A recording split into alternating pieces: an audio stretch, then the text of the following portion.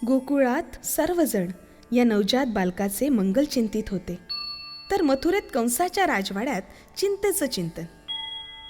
आपला वैरी जिवंत आहे या विचारानं मदांध कंसाला खाणेपिणे सुचत नव्हते. वैरी कसा नष्ट करावा याचा रात्रंदिवस विचार, त्यातच भर पडत होती कंसाच्या मंत्र्यांची व त्यांच्या आसुरी सल्ल्यांची. 10 दिवसापूर्वी जन्म घेतलेल्या सर्व बालकांना ठार मारावे ही मंत्र्यांची यंत्रणा त्याच्या कानी मनी घुमू लागली. 10 दिवसांपूर्वी जन्म घेतलेल्या सर्व बालकांना ठार मारा ही कंसाची आज्ञा त्याच्या राज्यात थैमान घालू लागली आणि ते थैमान गोकुळातही शिरले. पूतनेच्या रूपात बालहत्या नंदाच्या वाड्यात आली. रूप होतं एका सुंदर स्त्रीचं, जणू दुसरी लक्ष्मीच.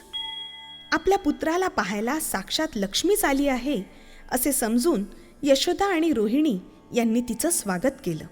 आपल्या तान्ह्या बाळकृष्णाला जेव्हा यशोदेनं पूतनेच्या हाती दिलं तेव्हा 10 दिशा कासावीस झाल्या.